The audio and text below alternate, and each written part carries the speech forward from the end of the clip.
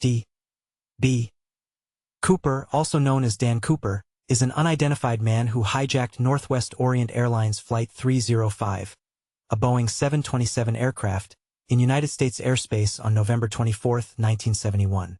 During the flight from Portland, Oregon, to Seattle, Washington, Cooper told a flight attendant he had a bomb and demanded $200,000 in ransom, equivalent to $1,600,000 in 2024, and 4 parachutes upon landing in Seattle.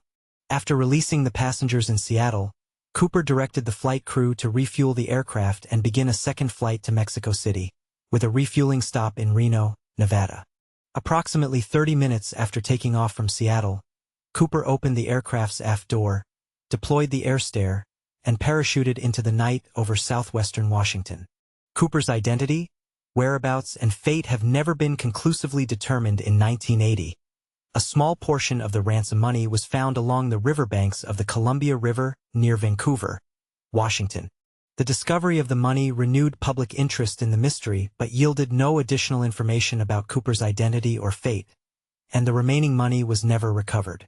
For 45 years after the hijacking, the Federal Bureau of Investigation, FBI, maintained an active investigation and built an extensive case file but ultimately did not reach any definitive conclusions. The crime remains the only documented unsolved case of air piracy in the history of commercial aviation. The FBI speculates Cooper did not survive his jump for several reasons. The inclement weather, Cooper's lack of proper skydiving equipment, the forested terrain into which he jumped, his lack of detailed knowledge of his landing area, and the disappearance of the remaining ransom money, suggesting it was never spent. In July 2016, the FBI officially suspended active investigation of the case, although reporters, enthusiasts, professional investigators, and amateur sleuths continue to pursue numerous theories for Cooper's identity, success, and fate. Cooper's hijacking and several imitators during the next year immediately prompted major upgrades to security measures for airports and commercial aviation. The F-106 pilots neither saw anyone jumping from the airliner, nor did their radar detect a deployed parachute. A black-clad man jumping into the moonless night would be difficult to see, especially given the limited visibility, cloud cover, and lack of ground lighting. The T-33 pilots did not make visual contact with the 727. On December 6, 1971, 12 days after the incident, FBI Director J. Edgar Hoover approved the use of an Air Force State Route 71 Blackbird to retrace and photograph Flight 305's flight path, an attempt to locate the items Cooper carried during his jump. 340 The State Route 71 made 5 flights to retrace Flight 305's route, but due to poor visibility, the photography attempts were unsuccessful. 340, in an experimental recreation, flying the same aircraft used in the hijacking in the same flight configuration, FBI agents pushed a 200-pound, 91 kilograms, sled out of the open air stair and were able to reproduce the upward motion of the tail section and brief change in cabin pressure described by the flight crew at 8:13 p.m. Initial extrapolations placed Cooper's landing zone within an area on the southernmost outreach of Mount St. Helens, a few miles southeast of Ariel, Washington, near Lake Merwin, an artificial lake formed by a dam on the Lewis River.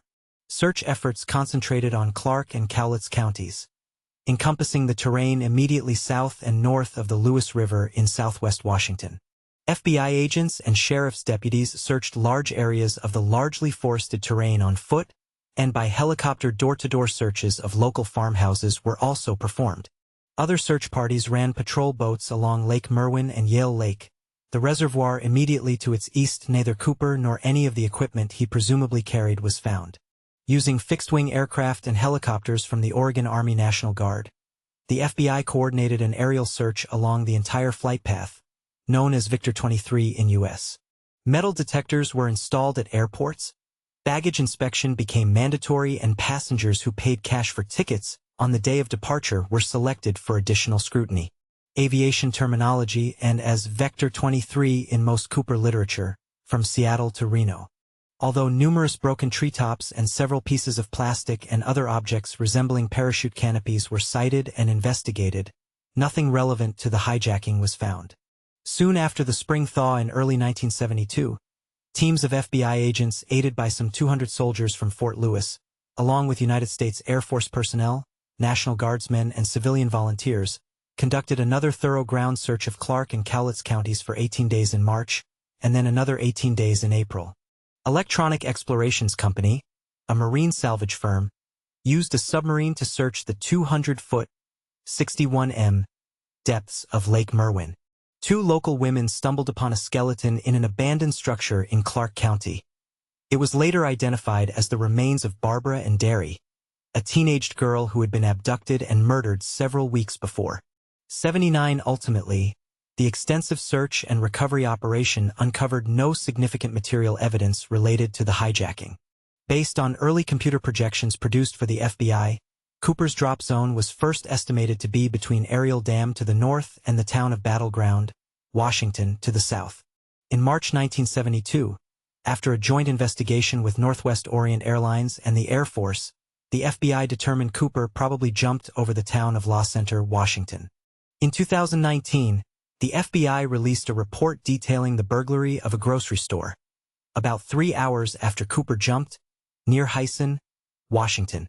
Hyson, an unincorporated community, was within the calculated drop zone Northwest Airlines presented to the FBI in the report. The FBI noted the burglar took only survival items, such as beef jerky and gloves. Boeing 727s were retrofitted with eponymous Cooper vanes, designed to prevent the aft staircase from being lowered in flight.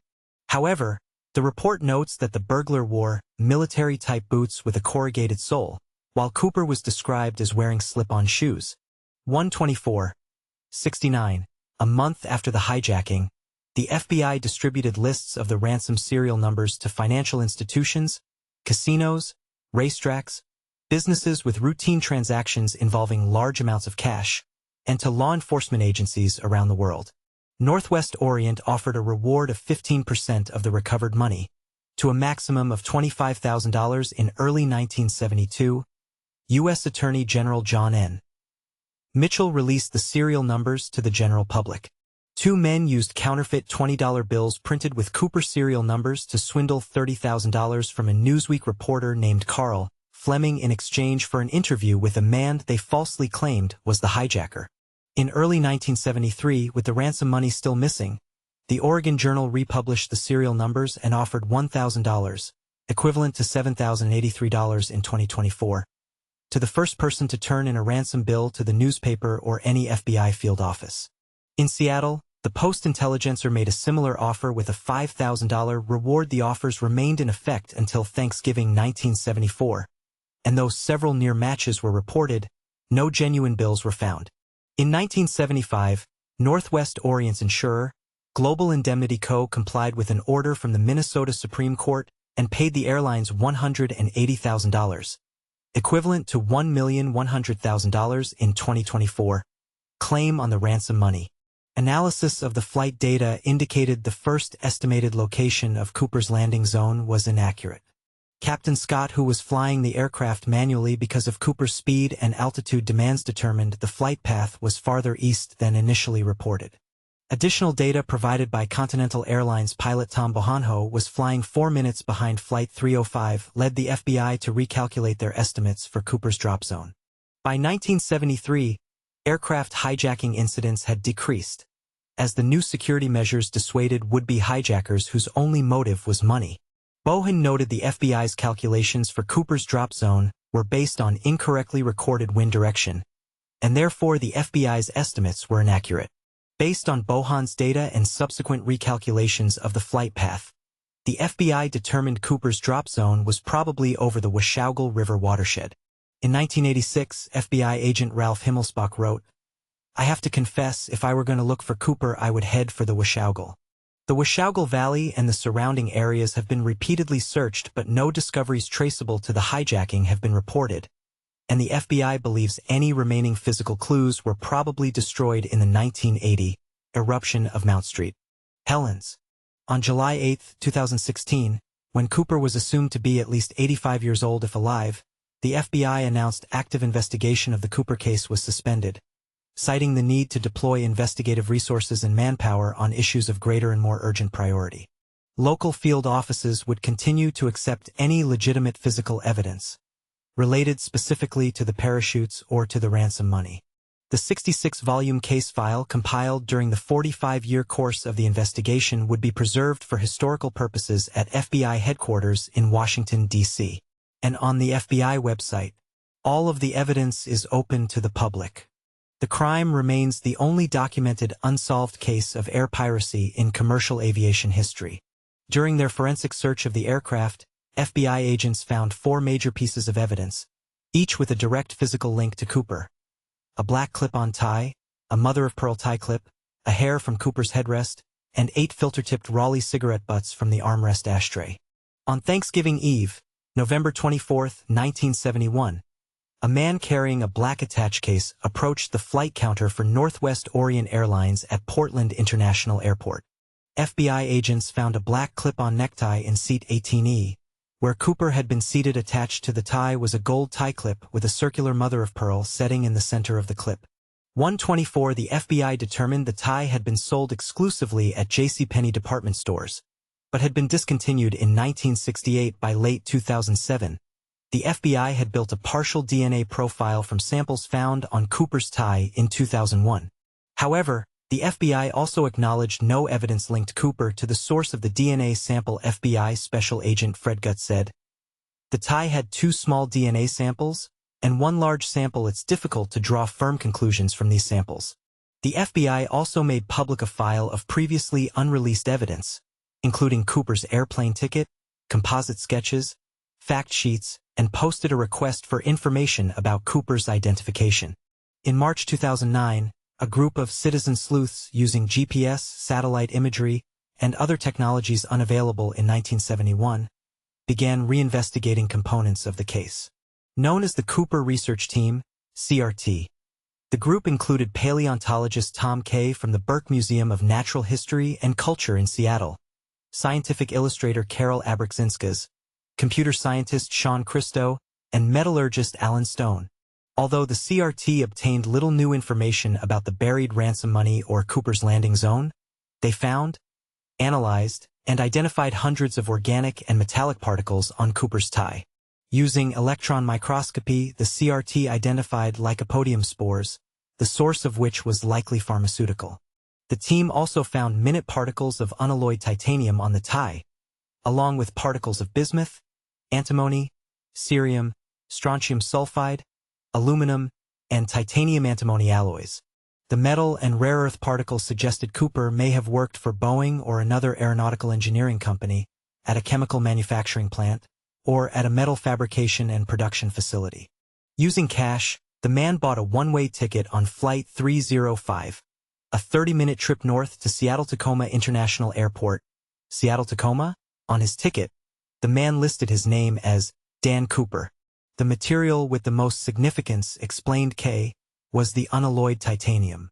During the 1970s, the use of pure titanium was extremely rare and specialized, and would only be used in aircraft fabrication facilities, or at chemical companies combining titanium and aluminum to store extremely corrosive substances.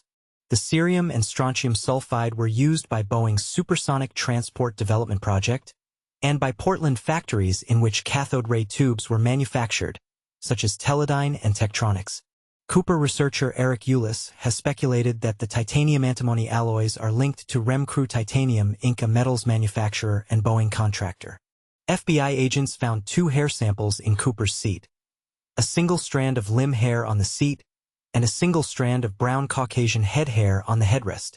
The limb hair was destroyed after the FBI crime laboratory determined the sample lacked enough unique microscopic characteristics to be useful. 233 However, the FBI crime laboratory determined the head hair was suitable for future comparison, and preserved the hair on a microscope slide. 233 During their attempts to build Cooper's DNA profile in 2002, the FBI discovered the hair sample had been lost. 62. In the armrest ashtray of seat 18E, FBI agents found 8 Raleigh filter-tipped cigarette butts. The butts were sent to the FBI crime laboratory. 43 But investigators were unable to find fingerprints and returned the butts to the Las Vegas field office. 228 In 1998, the FBI sought to extract DNA from the cigarette butts, but discovered the butts had been destroyed while in the custody of the Las Vegas field office. Eyewitnesses described Cooper as a white male in his mid-40s, with dark hair and brown eyes, wearing a black or brown business suit, a white shirt, a thin black tie, a black raincoat and brown shoes. On February 10, 1980, 8-year-old Brian Ingram was vacationing with his family on the Columbia River at a beachfront known as Tina or Tenna Bar, about 9 miles, 14 kilometers, downstream from Vancouver, Washington, and 20 miles, 32 kilometers, southwest of Ariel. As he raked the sandy riverbank to build a campfire, he uncovered 3 packets of the ransom cash, totaling about $5,800. The bills had disintegrated from lengthy exposure to the elements, but were still bundled in rubber bands. FBI technicians confirmed the money was indeed a portion of the ransom. 2 packets of $120 bills each, and a third packet of 90, all arranged in the same order as when given to Cooper. 10/12, the discovery caused new conjecture, and ultimately raised more questions than it answered. Initial statements by investigators and scientific consultants were founded on the assumption the bundled bills washed freely into the Columbia River from one of its many connecting tributaries. An Army Corps of Engineers hydrologist noted the bills had disintegrated in a rounded fashion and were matted together, indicating they had been deposited by river action, as opposed to having been buried deliberately. The findings supported the hypothesis Cooper had landed near the Washougal River, which merges with the Columbia upstream from the discovery site, and not in or near Lake Merwin, the Lewis River, or any of its tributaries feeding the Columbia River downstream from Tina Bar. The free-floating hypothesis neither explained the 10 bills missing from one packet, nor explained how the 3 packets remained together after separating from the rest of the money. Physical evidence was incompatible with geological evidence. Himmelsbach wrote free-floating bundles would have washed up on the bank within a couple of years of the hijacking. Otherwise, the rubber bands would have long since deteriorated. 15 geological evidence suggested the bills arrived at Tina Bar after 1974, when the Army Corps of Engineers performed a dredging operation on a nearby section of the river. 294 carrying a briefcase and a brown paper bag. 294 Cooper boarded Flight 305, a Boeing 727-100, FAA registration N467 US. Cooper took seat 18E in the last row and ordered a drink, a bourbon and 7-Up from a flight attendant. Geologist Leonard Palmer of Portland State University found 2 distinct layers of sand and sediment between the clay deposited on the riverbank by the dredge and the sand layer in which the bills were buried, indicating the bills arrived long after dredging had been completed. In late 2020, analysis of diatoms found on the bills suggests the bundles found at Tina Bar were not submerged in the river or buried dry at the time of the hijacking in November 1971. Only diatoms that bloomed during springtime were found, indicating the money had entered the water at least several months after the hijacking. In 1986, after protracted negotiations, the recovered bills were divided equally between Brian Ingram and Northwest Orient's insurer Royal Globe Insurance. The FBI retained 14 examples as evidence. Ingram sold 15 of his bills at auction in 2008 for about $37,000, equivalent to $54,000 in 2024. The Columbia River ransom money remains the only confirmed physical evidence from the hijacking found outside the aircraft. During the hijacking, Cooper demanded and received 2 main parachutes and 2 reserve parachutes. The 2 reserve, front, parachutes were supplied by a local skydiving school, and the 2 main, back, parachutes were supplied by a local pilot, Norman Hayden. 124 Earl Cossey, the parachute rigger who packed all 4 parachutes brought to Cooper, described the 2 main parachutes as emergency bailout parachutes, as opposed to sporting parachutes used by skydivers. Cossey further described the main parachutes as being like military parachutes because they were rigged to open immediately upon the ripcord being pulled and were incapable of being steered. 95. 124 When the airplane landed in Reno, FBI agents discovered 2 parachutes Cooper left behind. 1 reserve, front, parachute and 1 main, back, parachute. With a crew of 6, consisting of Captain William A. Scott, First Officer William Bill J. Radazak, Flight Engineer Harold E. The reserve parachute had been opened and 3 shroud lines had been cut out, but the main parachute left behind was still intact. 129, 292 The unused main parachute was described by FBI agents as a Model NB-6, Navy Backpack 6, and is on display at the Washington State Historical Society Museum. 130. One of the two reserve, front, parachutes Cooper was given was an unusable training parachute intended to only be used for classroom demonstrations. 124. According to Cassi, the reserve parachute's internal canopy was sewn together so skydiving students could get the feel of pulling a ripcord on a packed parachute without the canopy actually deploying. 110. This non-functional reserve parachute was not found in the aircraft when it landed in Reno, causing FBI agents to speculate Cooper was not an experienced parachutist because someone with experience would have realized this reserve parachute was a dummy parachute. However, within days of the hijacking, the FBI revealed that neither of the parachute harnesses Cooper was given had the necessary D-rings required to attach reserve parachutes. 31. Although Cooper lacked the ability to attach this dummy parachute to his main harness as a reserve parachute, it was not found in the airplane, so what he did with it is unknown. Cassi speculated Cooper removed the sewn-together canopy and used the empty reserve container as an extra money bag. 202. Tina Mucklow's testimony was in line with Cassi's speculation, stating she recalled Cooper attempting to pack money inside a parachute container.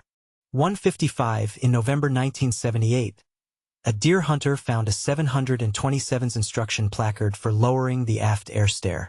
Anderson and flight attendants Alice Hancock, Tina Mucklow, and Florence Schaffner, and 36 passengers aboard, including Cooper. Flight 305 left Portland on schedule at 2:50 p.m. Pacific Standard Time. The placard was found near a logging road about 13 miles, 21 kilometers, east of Castle Rock, Washington, north of Lake Merwin, but within Flight 305's basic flight path.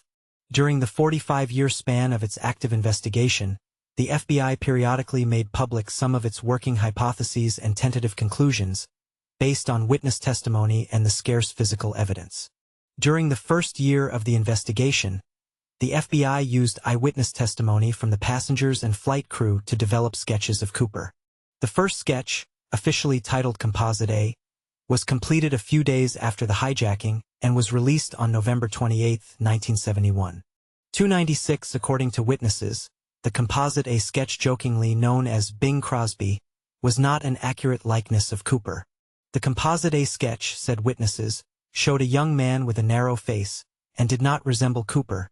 284. Or capture his disinterested, "Let's get this over with" look.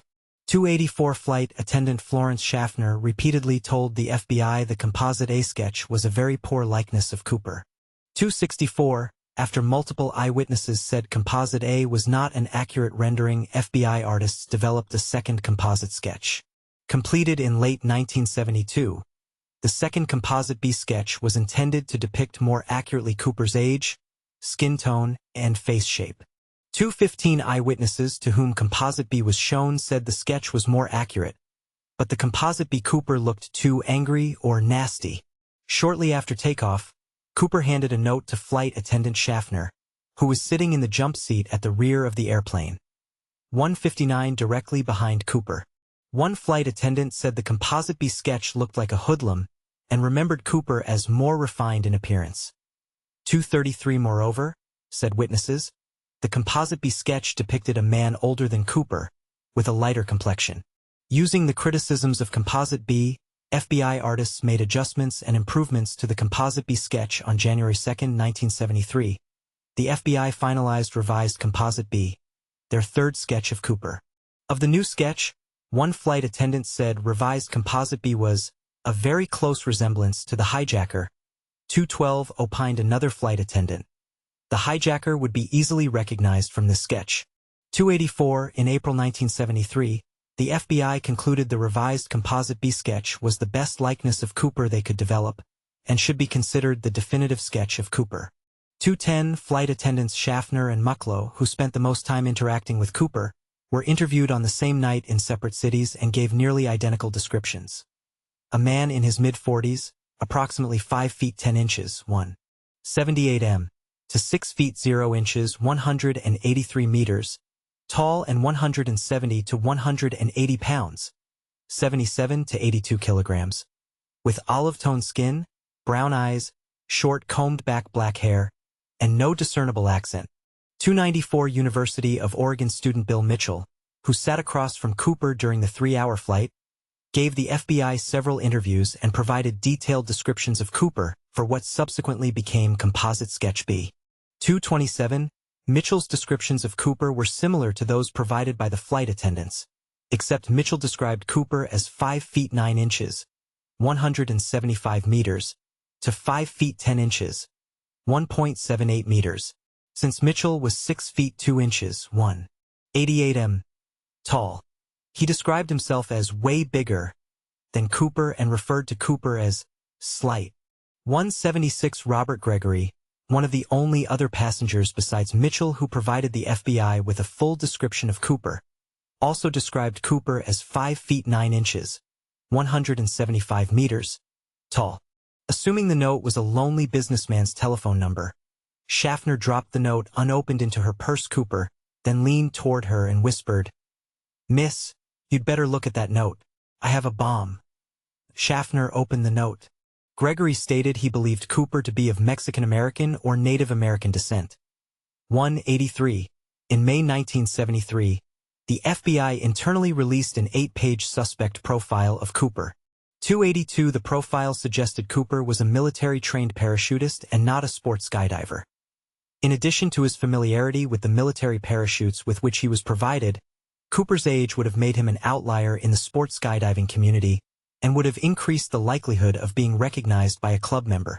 292. Multiple eyewitnesses noted Cooper's athletic build, so the FBI profile suggested Cooper probably exercised regularly despite his age.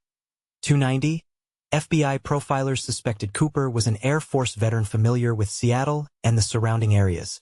Cooper recognized Tacoma as the jet-circled Puget Sound, and in his conversation with Mucklow, Cooper correctly noted McCord AFB's proximity to Seattle-Tacoma Airport, a detail with which most civilians would be unfamiliar.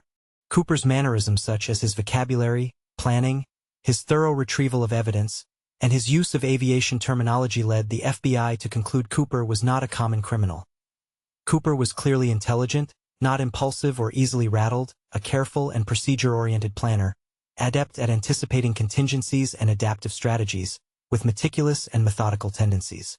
289-291 profilers also noted Cooper's ability to quickly and competently adapt to various situations as they arose, indicated he probably preferred to work independently, and neither needed nor wanted an accomplice. 290. Cooper's financial situation was probably desperate. According to retired FBI Chief Investigator Ralph Himmelsbach, extortionists and other criminals who steal large amounts of money nearly always do so because they need it urgently. Otherwise, the crime is not worth the considerable risk. The FBI considered but ultimately dismissed the possibility Cooper was a thrill seeker who made the jump just to prove it could be done. Because Cooper spilled the only drink he was served and never requested another, the FBI theorized Cooper was neither a heavy drinker nor an alcoholic. In neat, all-capital letters printed with a felt-tip pen, Cooper had written, "Missy, have a bomb in my briefcase and want you to sit by me." Schaffner returned the note to Cooper, sat down as he requested, and asked quietly to see the bomb. Moreover, an alcoholic would likely have been incapable of refusing further alcoholic beverages throughout the stressful and lengthy hijacking. 290. By calculating the number of cigarettes Cooper smoked throughout the hijacking, the FBI believed Cooper smoked about 1 pack of cigarettes a day. 290. Agents theorized Cooper's alias was based on the adventure hero Dan Cooper, a fictional Royal Canadian Air Force test pilot and the main character of a popular French-language Belgian comic book series, one cover of which depicted Dan Cooper skydiving. Because the Dan Cooper comics were neither translated to English nor imported to the United States, FBI profilers speculated the hijacker encountered them during a European tour of duty and spoke fluent French. Based on the evidence and Cooper's tactics, the FBI speculated Cooper planned the hijacking carefully using detailed, specific knowledge of aviation, the local terrain, and the 727's capabilities. Cooper chose a seat in the last row of the rear cabin for 3 reasons: to observe and respond to any action in front of him, to minimize the possibility of being approached or attacked by someone behind him, and to make himself less conspicuous to the rest of the passengers. To ensure he would not be deliberately supplied with sabotaged equipment, Cooper demanded 4 parachutes to force the assumption he might compel 1 or more hostages to jump with him. FBI agent Ralph Himmelsbach noted Cooper's choice of a bomb instead of other weapons previously used by hijackers thwarted any multidirectional attempts to rush him. Cooper was careful to avoid leaving evidence. Before he jumped, Cooper demanded Mucklow return to him all notes either written by him or on his behalf. Mucklow said she used the last match in his paper matchbook to light one of his cigarettes, and when she attempted to dispose of the empty matchbook, he demanded she return it to him. He opened his briefcase, and she saw 2 rows of 4 red cylinders, which she assumed were dynamite. Attached to the cylinders were a wire and a large, cylindrical battery, which resembled a bomb. 154. Although Cooper meticulously attempted to retrieve evidence, he left his clip-on tie in his seat. 292. Cooper was clearly familiar with the 727's capabilities and confidential features, but the 727's design was the primary reason Cooper chose the aircraft. With its aft air stair and the placement of its 3 engines, the 727 was one of the only passenger jets from which a parachute jump could be easily made. Mucklow told the FBI Cooper appeared to be familiar with the 727's typical refueling time and procedures. 154. By specifying a 15-flap setting, Cooper displayed specific knowledge of aviation tactics and the 727's capabilities. Unlike most commercial jet airliners, the 727 could remain in slow, low-altitude flight without stalling. The flap setting Cooper specifically requested allowed him to control the 727's airspeed and altitude without entering the cockpit, where he could have been overpowered by the 3 pilots. First Officer Bill Radizak, who spoke with Cooper on the intercom during the hijacking, told the FBI, displayed a specific knowledge of flying and aircraft in general. 321. The most significant knowledge Cooper displayed was a feature both secret and unique to the 727. The aft air stair could be operated during flight, and the single activation switch in the rear of the cabin could not be overridden from the cockpit. Cooper knew how to operate the aft staircase, and had clearly planned to use it for his escape. The FBI speculated Cooper knew the Central Intelligence Agency was using 727s to drop agents and supplies into enemy territory during the Vietnam War. Since no situation on a passenger flight would necessitate such an operation, civilian crews were neither informed the aft air stair could be lowered mid-flight, nor were they aware its operation could not be overridden from the cockpit. Cooper closed the briefcase and told Schaffner his demands. She wrote a note with Cooper's demands, brought it to the cockpit, and informed the flight crew of the situation. Cooper appeared to be familiar with parachutes, although his experience level is unknown. Mucklow said Cooper appeared to be completely familiar with the parachutes which had been furnished to him. 156. And told a journalist, Cooper put on parachute as though he did so every day. Cooper's familiarity with the military-style parachutes he was given has resulted in speculation that Cooper was a military parachutist and not a civilian skydiver. Larry Carr, who directed the investigative team from 2006 to 2009, does not believe Cooper was a paratrooper. Instead, Carr speculates Cooper had been an Air Force aircraft cargo loader. An aircraft cargo loading assignment would provide him with aviation knowledge and experience. Cargo loaders have basic jump training, wear emergency parachutes, and know how to dispatch items from planes in flight. As a cargo loader, Cooper would be familiar with parachutes, but not necessarily sufficient knowledge to survive the jump he made. From the beginning of their investigation, FBI agents did not believe Cooper survived his jump. The FBI provided several reasons and facts to support its conclusion. Cooper's apparent lack of skydiving experience, his lack of proper equipment for his jump and survival, the temperature and inclement weather on the night of the hijacking, the wooded terrain into which Cooper jumped, his lack of knowledge of his landing area, and the unused ransom money. First, Cooper appeared to lack the necessary skydiving knowledge, skills, and experience for the type of jump he attempted. Carr said, "We originally thought Cooper was an experienced jumper, perhaps even a paratrooper."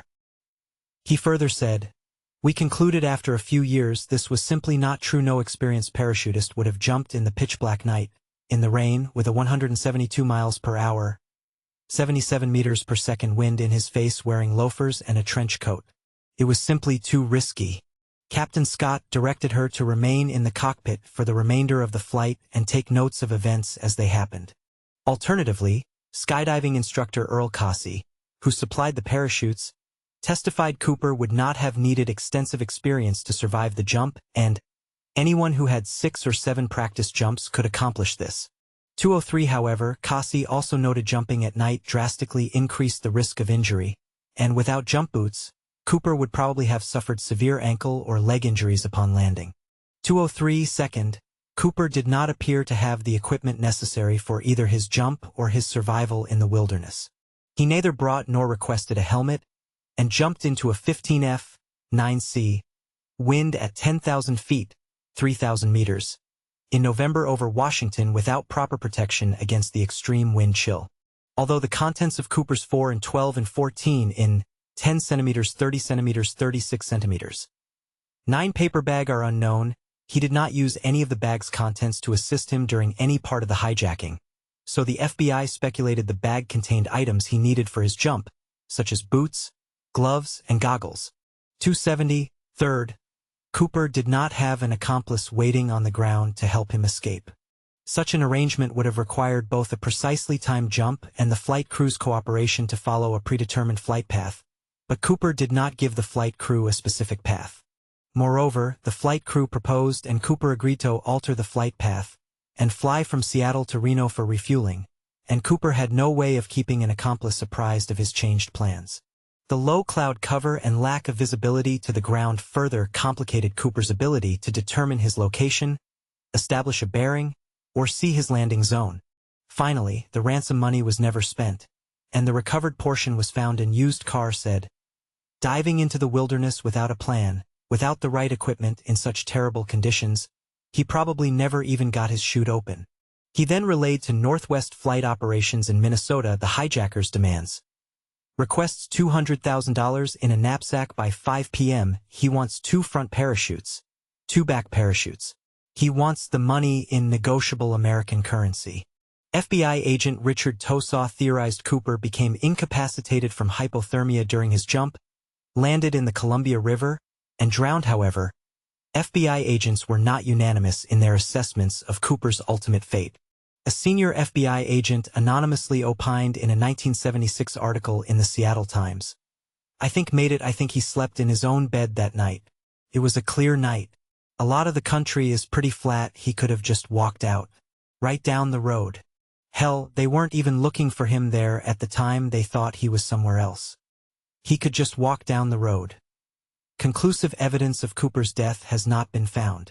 In the months after Cooper's hijacking, 5 men attempted copycat hijackings, and all 5 survived their parachute escapes. The survival of the copycat, several of whom had circumstances and conditions similar to Cooper's jump, forced FBI lead case agent Ralph Himmelsbach to reevaluate his opinions and theories regarding Cooper's chances for survival. Himmelsbach cited 3 examples of hijackers who survived jumps in conditions similar to Cooper's escape: Martin McNally, Frederick Hanman, and Richard LaPointe. Hijacker Martin McNally jumped using only a reserve chute, without protective gear at night, over Indiana. Unlike Cooper, who appeared to be familiar with parachutes, McNally had to be shown how to put on his parachute. 156 Additionally, McNally's pilot increased the airspeed to 320 knots, 590 kilometers per hour, nearly twice the airspeed of Flight 305 at the time of Cooper's jump. The increased wind speed caused a violent jump for McNally.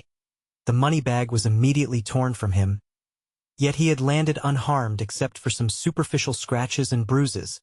49-year-old Frederick Hanman hijacked a 727 in Pennsylvania and survived after jumping at night into a Honduran jungle. A third copycat, Richard LaPointe, hijacked a 727 in Nevada. By requesting 2 sets of parachutes, Cooper implied he planned to take a hostage with him, thereby discouraging authorities from supplying non-functional equipment. Wearing only trousers, a shirt, and cowboy boots, LaPointe jumped into the freezing January wind over northern Colorado and landed in the snow. In 2008, Himmelsbach admitted he originally thought Cooper had only a 50% chance of survival, but subsequently revised his assessment. By 1976, most published legal analyses concurred the impending expiration of the statute of limitations for prosecution of the hijacker would make little difference. Since the statute's interpretation varies from case to case and from court to court, a prosecutor could argue Cooper had forfeited legal immunity on any of several valid technical grounds. In November 1976, a Portland grand jury returned an indictment in absentia against John Doe, a.k.a. Dan Cooper for air piracy and violation of the Hobbs Act. The indictment formally enabled prosecution to be continued, should the hijacker be apprehended at any time in the future. Between 1971 and 2016, the FBI processed more than 1,000 serious suspects, including assorted publicity seekers and deathbed confessors. Theodore Burdett Braden, Jr., 1928-2007, was a Special Forces commando during the Vietnam War, a master skydiver, and a convicted felon.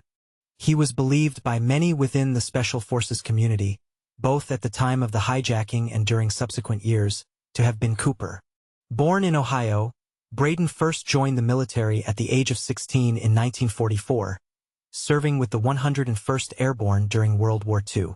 With Schaffner in the cockpit, Flight Attendant Mucklow sat next to Cooper to act as a liaison between him and the flight crew. He eventually became one of the military's best parachutists, often representing the Army in international skydiving tournaments, and his military records list him as having made 911 jumps. During the 1960s, Braden was a team leader within the Military Assistance Command, Vietnam Studies and Observations Group, MACSOG, a classified commando unit of Green Berets which performed unconventional warfare operations during the Vietnam War. He also served as a military skydiving instructor, teaching halo jumping techniques to members of Project Delta. Braden spent 23 months in Vietnam, conducting classified operations within both North and South Vietnam, as well as Laos and Cambodia. In December 1966, Braden deserted his unit in Vietnam and made his way to the Congo to serve as a mercenary, but only served there a brief time before being arrested by CIA agents and taken back to the United States for a court-martial. Despite having committed a capital offense by deserting in wartime, Braden was given an honorable discharge and prohibited from re-enlisting in the military in exchange for his continued secrecy about the MACSOG program. Braden was profiled in the October 1967 issue of Ramparts magazine, wherein he was described by fellow Special Forces veteran and journalist Don Duncan as being someone with a secret death wish, who continually places himself in unnecessary danger but always seems to get away with it, specifically referring to Braden's disregard for military skydiving safety regulations. Duncan also claimed that during Braden's time in Vietnam, he was continuously involved in shady deals to make money. After his military discharge in 1967, the details of Braden's life are largely unknown, but at the time of the hijacking he was a truck driver for Consolidated Freightways, which was headquartered in Vancouver, Washington, just across the Columbia River from Portland and not far from the suspected drop zone of Ariel, Washington. It is also known that during the early 1970s he was investigated by the FBI for stealing $250,000 during a trucking scam he had allegedly devised, but he was never charged for this supposed crime. In 1980, Braden was indicted by a federal grand jury for driving an 18-wheeler full of stolen goods from Arizona to Massachusetts, but it is unknown whether there was a conviction in that case. 160 Cooper then made additional demands. Upon landing at Seattle-Tacoma, fuel trucks were to meet the plane and all passengers were to remain seated while Mucklow brought the money aboard. He said he would release the passengers after he had the money. 2 years later, Braden was arrested in Pennsylvania for driving a stolen vehicle with fictitious plates and for having no driver's license. Braden was eventually sent to federal prison during the late 1980s, serving time in Pennsylvania, but the precise crime is unknown. Despite his ability as a soldier, he was not well liked personally and was described by a family member as the perfect combination of high intelligence and criminality. From his time working covert operations in Vietnam, he likely would have possessed the then classified knowledge about the ability and proper specifications for jumping from a 727, perhaps having done it himself on MACSOG missions. Physically, Braden's military records list him at 5 feet 8 inches, 173 centimeters, which is shorter than the height description of at least 5 feet 10 inches, 178 centimeters, given by the 2 flight attendants, but this military measurement would have been taken in his stocking feet, and he may have appeared somewhat taller in shoes. However, he possessed a dark complexion from years of outdoor military service, had short dark hair, a medium athletic build, and was 43 years of age at the time of the hijacking, which are features all in line with the descriptions of Cooper. In 2003, Minnesota resident Lyle Christensen watched a television documentary about the Cooper hijacking and became convinced that his late brother Kenneth, 19261, 994, was Cooper. After repeated futile attempts to convince the FBI as well as author and movie director Nora Ephron, whom he hoped would make a movie about the case, he contacted private investigator Skip Porteous in New York City. In 2010, Porteous published a book postulating that Christensen was the hijacker the next year. An episode of the history series Brad Meltzer's Decoded also summarized the circumstantial evidence linking Christensen to the Cooper case. Christensen enlisted in the Army in 1944 and was trained as a paratrooper. World War II had ended by the time he was deployed in 1945, but he made occasional training jumps while stationed in Japan with occupation forces during the late 1940s. The last items brought aboard would be the 4 parachutes. 160, Scott informed SeaTac Air Traffic Control of the situation, who contacted the Seattle Police Department, SPD, and the Federal Bureau of Investigation, FBI. After leaving the Army, he joined Northwest Orient in 1954 as a laborer stationed at Northwest Airlines' Far East stopover on Shemya Island in the Aleutians. He subsequently became a flight attendant, and then a purser based in Seattle. Christensen was 45 years old at the time of the hijacking, but he was shorter, 5 feet 8 inches or 173 centimeters, and thinner, 150 pounds or 68 kilograms, than eyewitness descriptions of Cooper. Christensen smoked, as did the hijacker, and displayed a fondness for bourbon, the drink Cooper had requested. Stewardess Florence Schaffner told author Jeffrey Gray that photos of Christensen fit her memory of the hijacker's appearance more closely than those of the other suspects she had been shown, but added that she could not conclusively identify him. Despite the publicity generated by Porteous's book and the 2011 television documentary, the FBI maintains that Christensen cannot be considered a prime suspect. It cites the poor match to eyewitness physical descriptions and a complete absence of direct incriminating evidence. Bryant Jack Caffelt, 1917-1975, was a con man, ex-convict, and purported government informant who claimed to have been the chauffeur and confidant of Abraham Lincoln's last undisputed descendant, great-grandson Robert Todd Lincoln Beckwith. In 1972, he began claiming he was Cooper and attempted through an intermediary, a former cellmate named James Brown, to sell his story to a Hollywood production company. He said he landed near Mount Hood, about 50 miles, 80 kilometers, southeast of Ariel, injuring himself and losing the ransom money in the process. Photos of Caffelt bear a resemblance to the composite drawings, although he was in his mid-50s in 1971. He was reportedly in Portland on the day of the hijacking and sustained leg injuries around that time which were consistent with a skydiving mishap. The passengers were told their arrival in Seattle would be delayed because of a minor mechanical difficulty. Caffelt's account was reviewed by the FBI, which concluded that it differed in several details from information that had not been made public and was therefore a fabrication. Brown continued peddling the story long after Caffelt died in 1975. Multiple media venues, including the CBS News program 60 Minutes, considered and rejected it. Lynn Doyle L.D. Cooper, 1931-1999, a leather worker and Korean War veteran, was proposed as a suspect in July 2011 by his niece, Marla Cooper. As an 8-year-old, she recalled Cooper and another uncle planning something very mischievous, involving the use of expensive walkie-talkies, at her grandmother's house in Sisters, Oregon, 150 miles, 240 kilometers, southeast of Portland. The next day Flight 305 was hijacked, and though the uncles ostensibly were turkey hunting, L.D. Cooper came home wearing a bloody shirt, the result, he said, of an auto accident. Later, Marla claimed her parents came to believe that L.D. was the hijacker. She also recalled that her uncle, who died in 1999, was obsessed with the Canadian comic book hero Dan Cooper and had one of his comic books thumbtacked to his wall, although he was not a skydiver or paratrooper.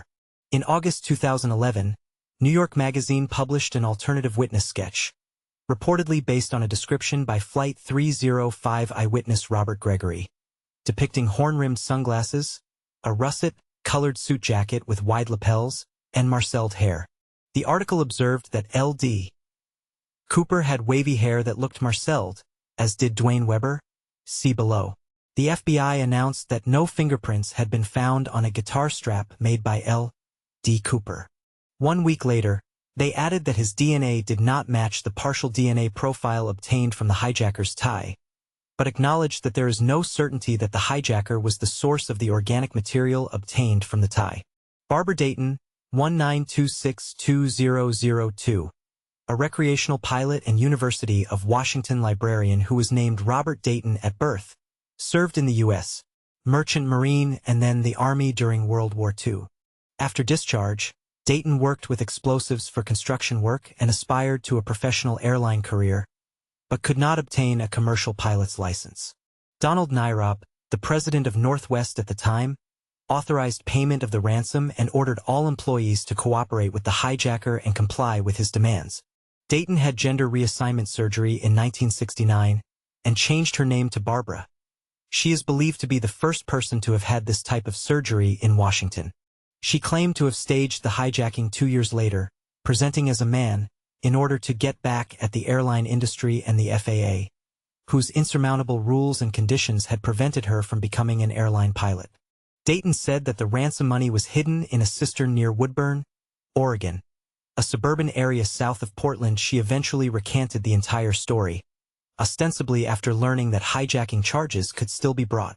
She also did not match the physical description particularly closely. William Pratt Gossett, 1930-2003, was a Marine Corps, Army, and Army Air Forces veteran who had military service in Korea and Vietnam. His military experience included jump training and wilderness survival. Gossett was known to be obsessed with the Cooper hijacking. According to Galen Cook, a lawyer who has collected information related to Gossett for years, he once showed his sons a key to a Vancouver, British Columbia safe deposit box which, he claimed, contained the long-missing ransom money. The FBI has no direct evidence implicating Gossett and cannot reliably place him in the Pacific Northwest at the time of the hijacking. There is not one link to the D.B. Cooper case, said Special Agent Carr, other than the statements made to someone. Joe Lakich, 1921-2017, was a retired U.S. Army major and Korean War veteran whose daughter Susan Giff was killed less than 2 months before the hijacking, as a consequence of a botched hostage negotiation conducted by the FBI. The events culminating in the death of Lakich's daughter would be studied by hostage negotiators for decades as an example of what not to do during a hostage situation.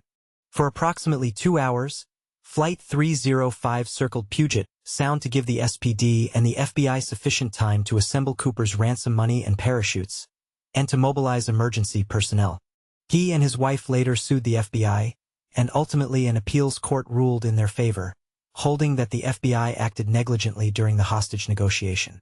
Lakich would become a Cooper suspect in large part due to the revelation that Cooper's tie contained microscopic particles of uncommon metals, such as unalloyed titanium. It is speculated that few people during that era would have contact with such materials, and that Cooper may have worked in a manufacturing environment working on electronics as engineer or manager.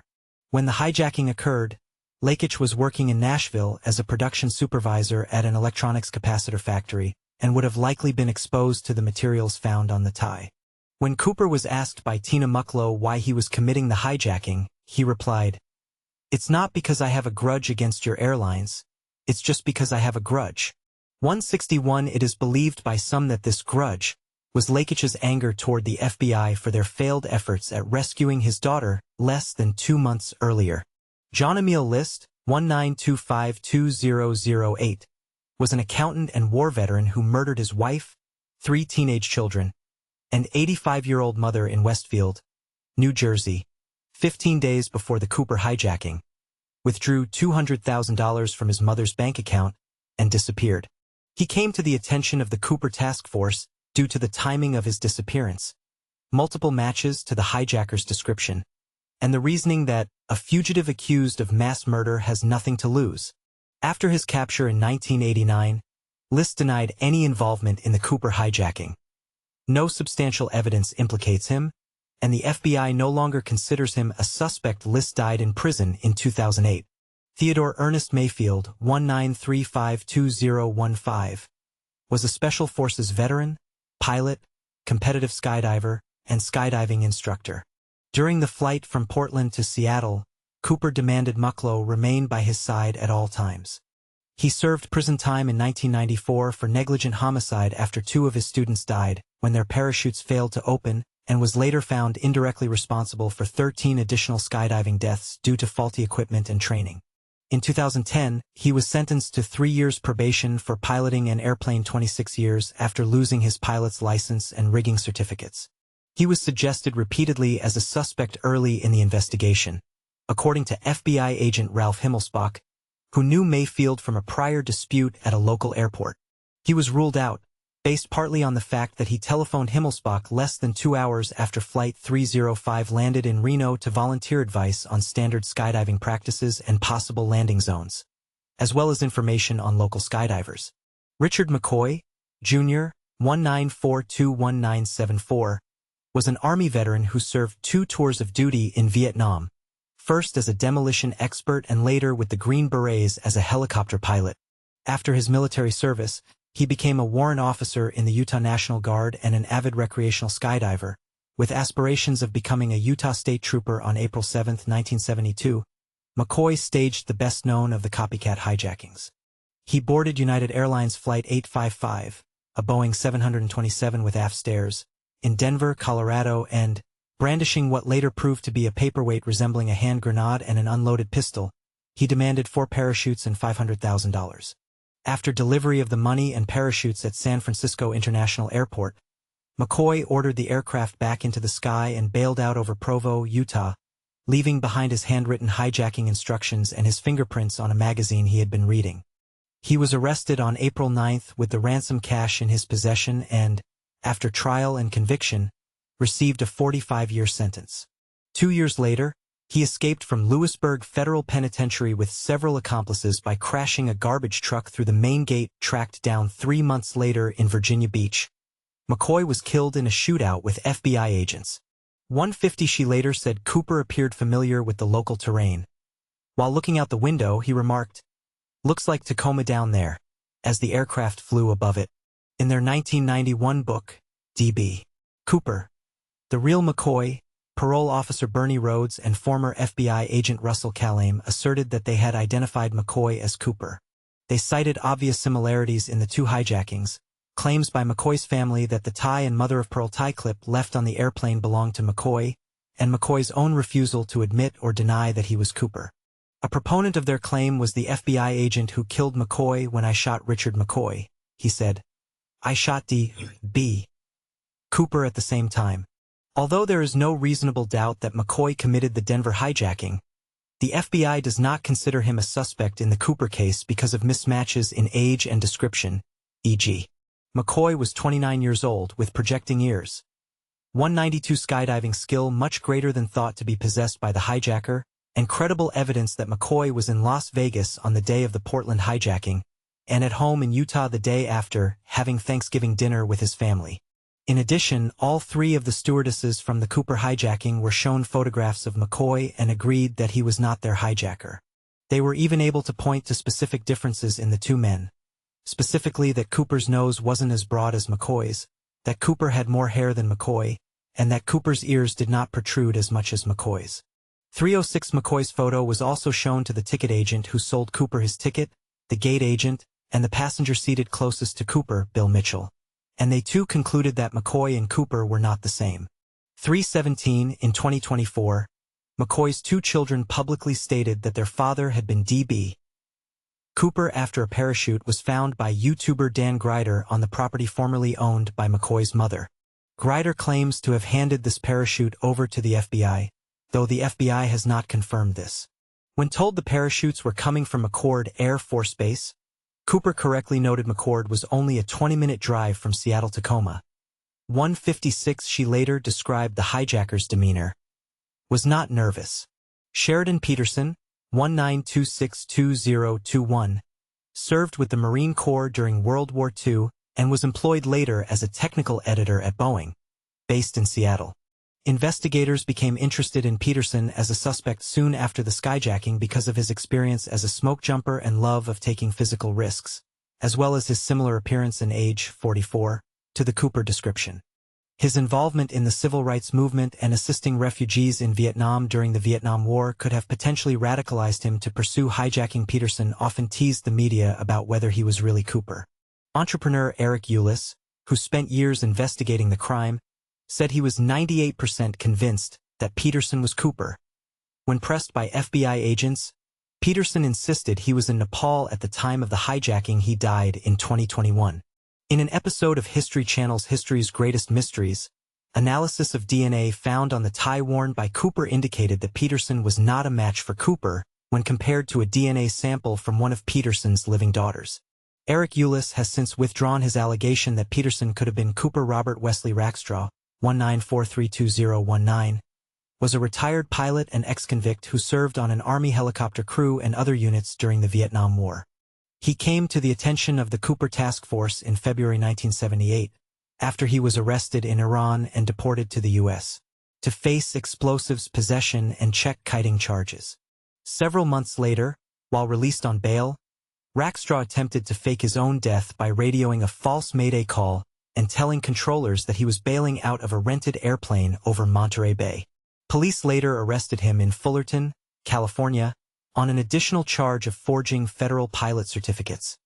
The airplane he claimed to have ditched was found, repainted, in a nearby hangar. Cooper investigators noted his physical resemblance to Cooper composite sketches even though he was only 28 in 1971, military parachute training, and criminal record, but eliminated him as a suspect in 1979 after no direct evidence of his involvement could be found. He seemed rather nice and he was not cruel or nasty. 174. While the airplane circled Seattle, Mucklow chatted with Cooper and asked why he chose Northwest Airlines to hijack. In 2016, Rackstraw was featured as a suspect by a History Channel program, along with a book on September 8, 2016. Thomas J. Colbert, the author of the book, and attorney Mark Zaid filed a lawsuit to compel the FBI to release its Cooper case file by the Freedom of Information Act. In 2017, Colbert and a group of volunteer investigators uncovered what they believed to be a decades-old parachute strap at an undisclosed location in the Pacific Northwest. This was followed later in 2017 with a piece of foam, which they suspected was part of Cooper's parachute backpack. In January 2018, Tom and Donna Colbert reported that they had obtained a confession letter originally written in December 1971 containing codes that matched 3 units. Rackstraw was a part of while in the Army. One of the Flight 305 flight attendants reportedly did not find any similarities between photos of Rackstraw from the 1970s and her recollection of Cooper's appearance. Rackstraw's attorney termed the renewed allegations the stupidest thing I've ever heard, and Rackstraw himself told People magazine, "It's a lot of, and they know it is." The FBI declined further comment. Rackstraw stated in a 2017 phone interview that he lost his job over the 2016 investigations. Rackstraw said to Colbert, "I told everybody I was," before explaining the admission was a stunt. He died in 2019. Walter R. Rika, 19332014, was a former military paratrooper and intelligence operative. He was proposed as a suspect by his friend Carl Lauren in 2018. In 2008, Rika told Lauren via a recorded telephone call that he was the hijacker. Rika gave Lauren permission in a notarized letter to share his story after his death.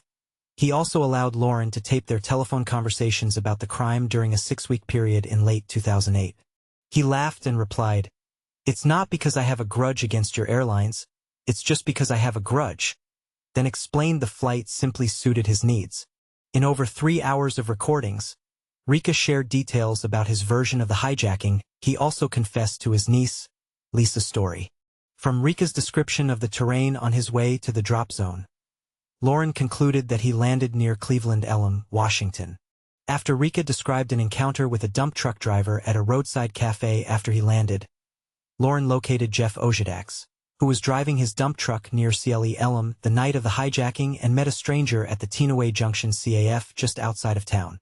The man asked Ojadax to give his friend directions to the CAF by telephone, presumably to be picked up, and he complied. Lauren convinced Joe Koenig, a former member of the Michigan State Police, of Rika's guilt. Koenig later published a book on Cooper, titled Getting the Truth. IMDb. Cooper, These claims have aroused skepticism. CLE Elam is well north and east of Flight 305's known flight path, more than 150 miles, 240 kilometers, north of the drop zone assumed by most analysts, and even further from Tina Bar, where a portion of the ransom money was found. Rika was a military paratrooper and private skydiver with hundreds of jumps to his credit, in contradiction to the FBI's publicized profile of an amateur skydiver at best. Rika also did not resemble the composite portrait the FBI assembled, which Lauren and Ojadax used to explain why Ojadak's suspicions were not aroused at the time. In response to the allegations against Rika, the FBI said that it would be inappropriate to comment on specific tips provided to them, and that no evidence to date had proved the culpability of any suspect beyond a reasonable doubt.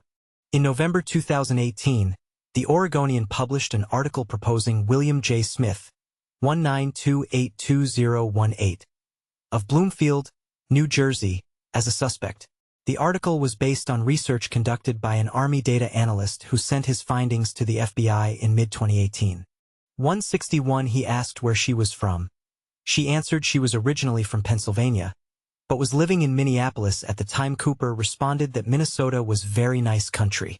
Smith, a New Jersey native, was a World War II veteran. After high school, he enlisted with the United States Navy and volunteered for combat aircrew training.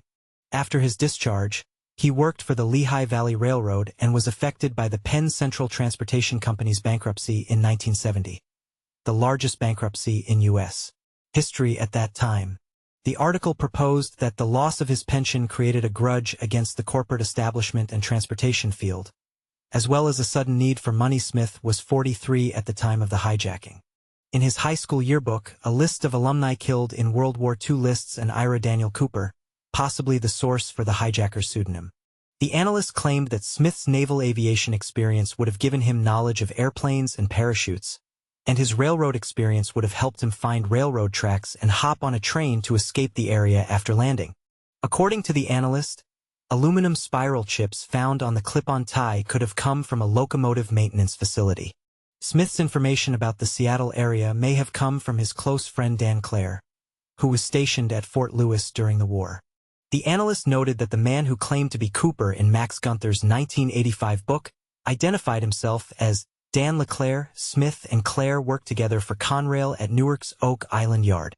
Smith retired from that facility as a yardmaster. The article noted that a picture of Smith on the Lehigh Valley Railroad website showed a remarkable resemblance to Cooper FBI sketches. The FBI said that it would be inappropriate to comment on tips related to Smith. Dwayne L. Weber, 1924-1995, was a World War II Army veteran who served time in at least 6 prisons from 1945 to 1968 for burglary and forgery. 161 She asked where he was from, but he became upset and refused to answer. 160 He asked if she smoked and offered her a cigarette. She replied she had quit, but accepted the cigarette. He was proposed as a suspect by his widow, Jo, based primarily on a deathbed confession. 3 days before he died in 1995, Weber told his wife, "I am Dan Cooper."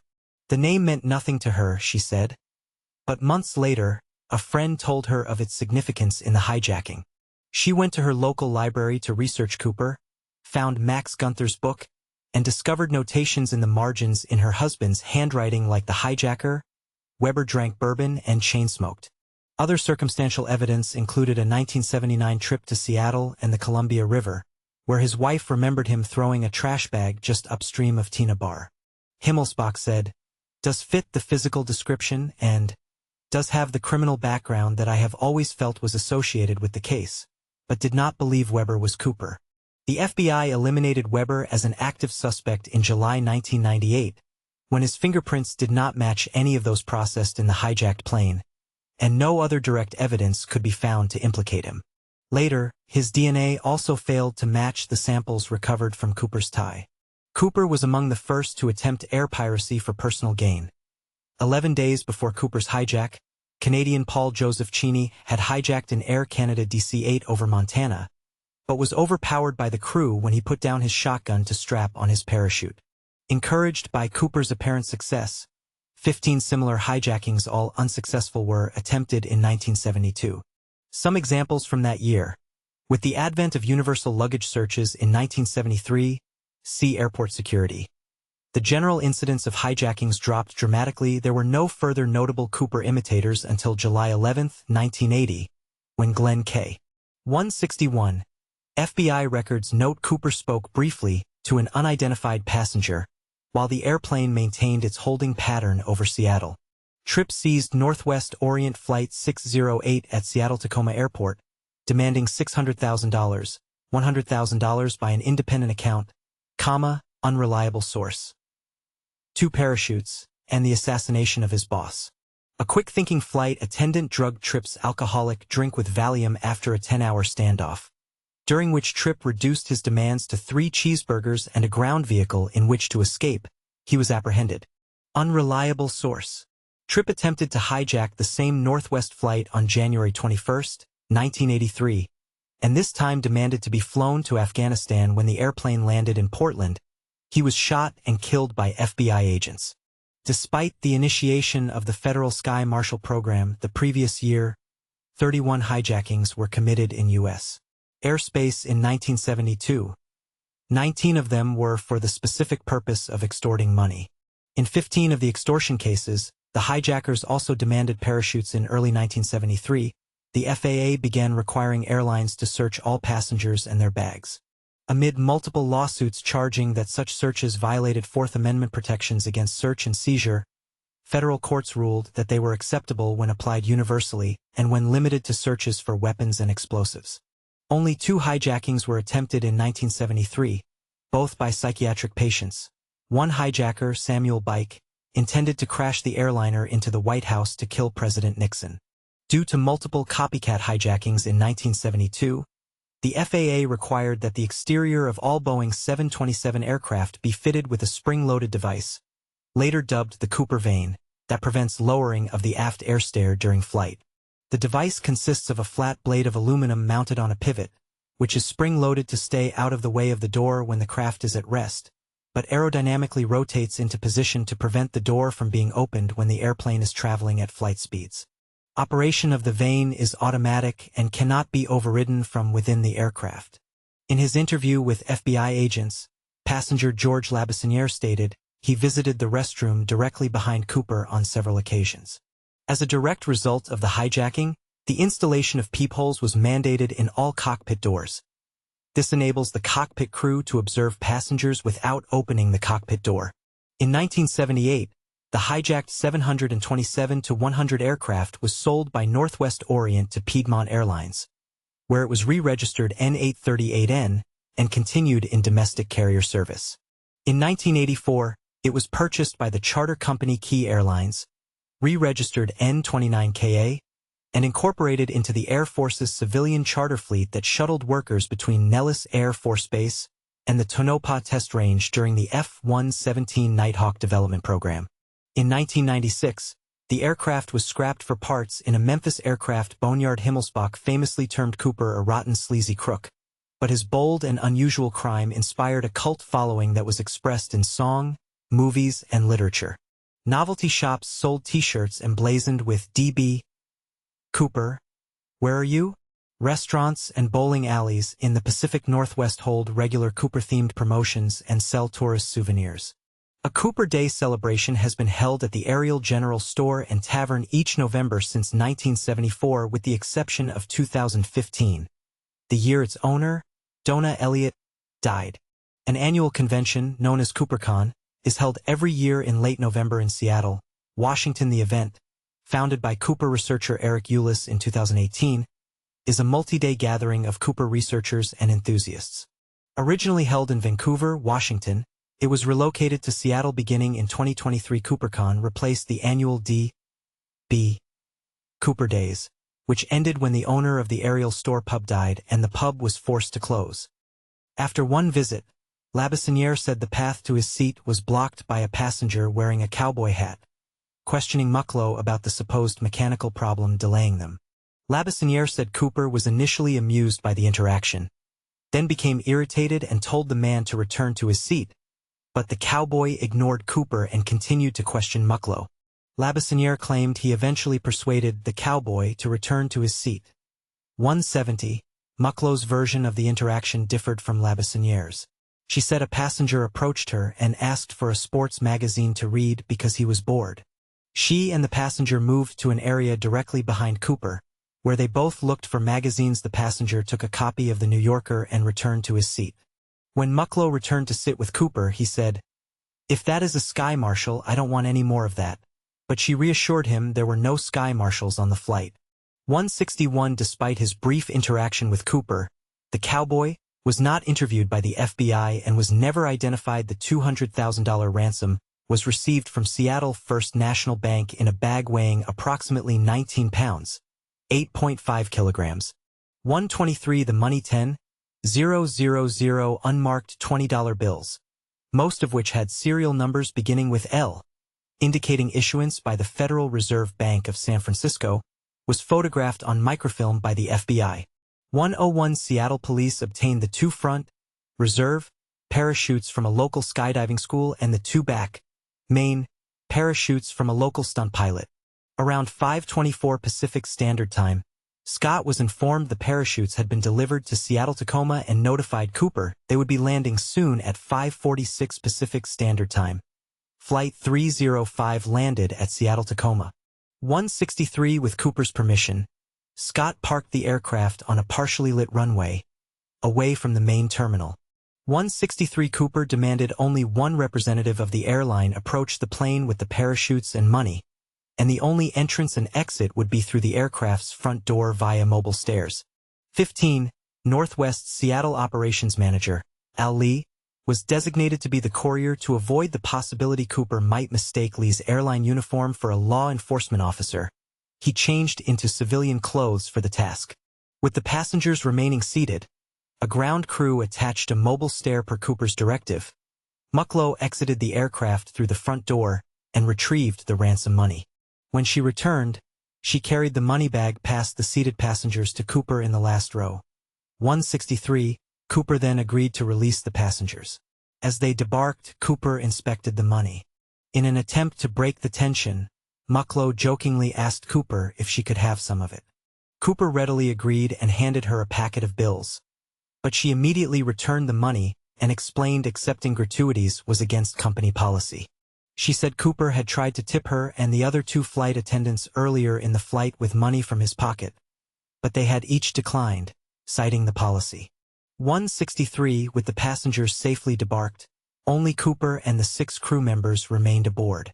153. In accordance with Cooper's demands, Mucklow made 3 trips outside the aircraft to retrieve the parachutes, which she brought to him in the rear of the plane. 152-153. While Mucklow brought aboard the parachutes, Schaffner asked Cooper if she could retrieve her purse, stored in a compartment behind his seat. Cooper agreed and told her, "I won't bite you." Flight attendant Hancock then asked Cooper if the flight attendants could leave, to which he replied, "Whatever you girls would like." 163. So Hancock and Schaffner debarked. When Mucklow brought the final parachute to Cooper, she gave him printed instructions for using the parachutes, but Cooper said he didn't need them. 163. A problem with the refueling process caused a delay, so a second truck and then a third were brought to the aircraft to complete the refueling. During the delay, Mucklow said Cooper complained the money was delivered in a cloth bag instead of a knapsack as he had directed, and he now had to improvise a new way to transport the money. 163. Using a pocket knife, he cut the canopy from one of the reserve parachutes and stuffed some of the money into the empty parachute bag. 155. An FAA official requested a face-to-face meeting with Cooper aboard the aircraft, but Cooper denied the request. Cooper became impatient, saying, "This shouldn't take so long," and "Let's get this show on the road." He then gave the cockpit crew his flight plan and directives: a southeast course toward Mexico City at the minimum airspeed possible, without stalling the aircraft approximately 100 knots, 185 kilometers per hour, 115 miles per hour, at a maximum 10,000 foot, 3,000 m, altitude. Cooper also specified the landing gear must remain deployed. The wing flaps must be lowered 15 degrees and the cabin must remain unpressurized. First Officer Radizak informed Cooper that the configuration limited the aircraft's range to about 1,000 miles, 1,600 kilometers. So a second refueling would be necessary before entering Mexico. Cooper and the crew discussed options and agreed on Reno Tahoe International Airport as the refueling stop. Cooper further directed the aircraft take off with the rear exit door open and its air stair extended. Northwest officials objected for reasons of safety, but Cooper countered by saying, "It can be done, do it," but then did not insist and said he would lower the staircase once they were airborne. Cooper demanded Mucklow remain aboard to assist the operation. 1:53. Around 7:40 p.m., Flight 305 took off, with only Cooper, Mucklow, Scott, Radazak and flight engineer Anderson aboard. Two F-106 fighters from McCord Air Force Base and a Lockheed T-33 trainer diverted from an unrelated Air National Guard mission followed the 727. All three jets maintained S flight patterns to stay behind the slow-moving 727. 1:41 and out of Cooper's view after takeoff, Cooper told Mucklow to lower the aft staircase. She told him and the flight crew she feared being sucked out of the aircraft. 1:56 the flight crew suggested she come to the cockpit and retrieve an emergency rope with which she could tie herself to a seat. Cooper rejected the suggestion, stating he did not want her going up front or the flight crew coming back to the cabin. 1:64 she continued to express her fear to him and asked him to cut some cord from one of the parachutes to create a safety line for her. He said he would lower the stairs himself. 1:64 instructed her to go to the cockpit, close the curtain partition between the coach and first-class sections and not return. 1:56 before she left, Mucklow begged Cooper, please take the bomb with you." Cooper responded that he would either disarm it or take it with him. 1:64 as she walked to the cockpit and turned to close the curtain partition, she saw Cooper standing in the aisle tying what appeared to be the money bag around his waist. 1:64 from takeoff to when Mucklow entered the cockpit. 45 minutes had elapsed for the rest of the flight to Reno. Mucklow remained in the cockpit. 1:64 and was the last person to see Cooper. Around 8 p.m., a cockpit warning light flashed, indicating the aft staircase had been deployed. Scott used the plane's intercom to ask Cooper if he needed assistance. But Cooper's last message was a one-word reply, "No." The crew's ears popped from the drop in air pressure from the stairs being opened at approximately 8:13 p.m.